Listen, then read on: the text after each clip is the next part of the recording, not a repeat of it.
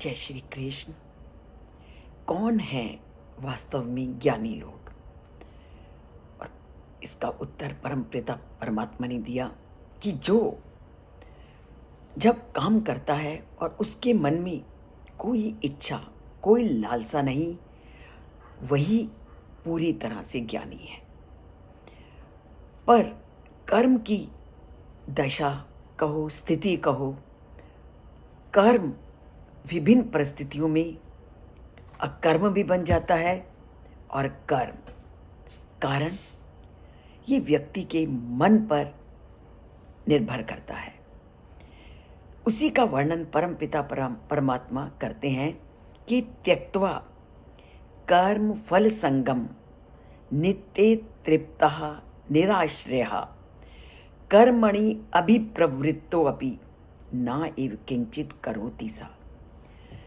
कितनी साफ बात उन्होंने इस श्लोक में कह दी। उन्होंने कहा कि अपने कर्मों के फलों की आसक्ति को त्याग कर ऐसे ज्ञानी जन सदा संतुष्ट रहते हैं। संसार में संतुष्ट कौन होगा? जिसने कर्मों के बदले फलों को सामने नहीं रखा, क्योंकि असंतुष्टि का कारण ही कार्यों के फल हैं। जैसे ही फलों में हमने इच्छा रखी तो हमें असंतुष्टि का अनुभव कदम कदम पर होने लगता है। तो कभी भी हमें बाह्य विषयों पर निर्भर नहीं करना।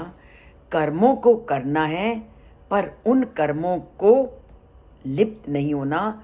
कोई कर्म करते समय उसके प्रति आसक्ति का भाव नहीं रखना। बार बार परमपिता परमात्मा एक ही बात को कहते हैं कि कर्मों में आसक्ति मत रखो। पर संसार में आए हैं, कर्मों में लगाव स्वाभाविक है। वो कहते हैं कि कर्म को अकर्म बनाना तुम्हारे हाथ में है। और इन कर्मों को हम ये कर्म कहें, अकर्म कहें, इसको हम पूरी तरह से बांट भी नहीं सकते। और ये सब कुछ निर्भर करता है हमारे मन पर। हमारा मन ही एक कर्म को कर्म बना देता है जब आसक्ति से जुड़ जाता है। और जब उसी कर्म को हम परमात्मा की समर्पण के भाव से करते हैं तो वो अकर्म बन जाता है। तो मनुष्यों का मन अगर भगवान में लीन होकर काम कर रहा है तो अकर्म है, और अगर पूरी तरह से संसारिकता में लिप्त है तो वो अकर्म है।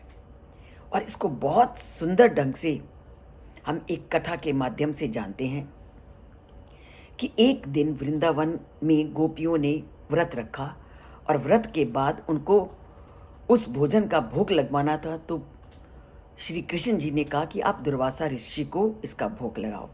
तो बन गया भोजन। गोपियाँ चल पड़ी उस भोजन को लेकर के। पर बरसात थी, नदी का पानी उफान में था, तो दुर्वासा ऋषि दूसरी ओर रहते थे, तो जाएं कैसे? तो परम पिता परमात्मा श्री कृष्ण ने कहा कि संसार में जो ब्रह्मचारी है, ब्रह्मचारी श्री कृष्ण है, उनका नाम लो तो रास्ता तुम्हें नदी दे देगी।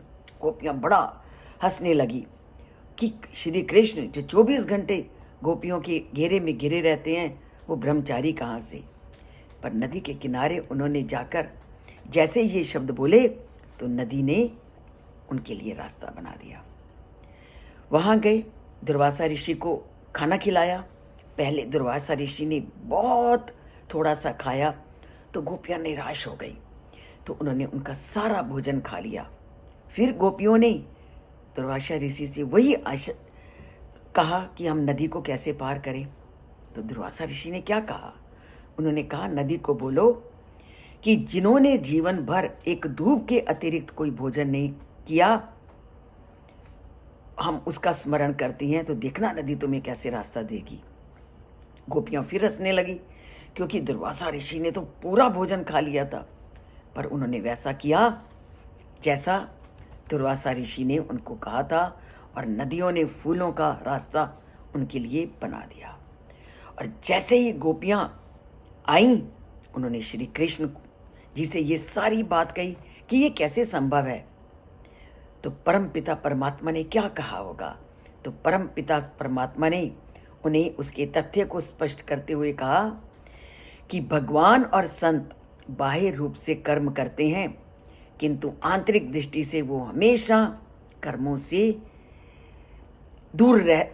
के फल से दूर रहते हैं, इंद्रिय अतीत अवस्था में रहते हैं। इसलिए सभी प्रकार के कर्म करते हुए भी वो सदा अकर्ता रहते हैं। यद्यपि वो बाह्य रूप से परमपिता परमात्मा गोपियों से प्रेम भाव से मिलते जुलते थे, किंतु आंतरिक रूप से अखंड ब्रह्मचारी थे। इसी प्रकार दुर्वासा ऋषि ने गोपियों द्वारा दी गई स्वादिष्ट भोजन खाया, किंतु आंतरिक दृष्टि से वो धूप का स्वाद लेते हुए ही उन्होंने वो भोजन सका। तो हम बाह्य रूप से काम करते रहें, अगर लिप्त नहीं होते तो वही कार्य हमारे श्रेष्ठ कार्य माने जाते हैं। और ऐसे ही कार्य करने की परम पिता परमात्मा हमको शक्ति दें। इसके लिए गीता से जुड़िए, नाता जोड़िए और परमात्मा के साथ अपनी भक्ति रखने का प्रयाण कीजिए। जैसे ही परमात्मा से जुड़ेंगे तो सारी परिस्थितियां तुम्हारे अनुकूल होंगी।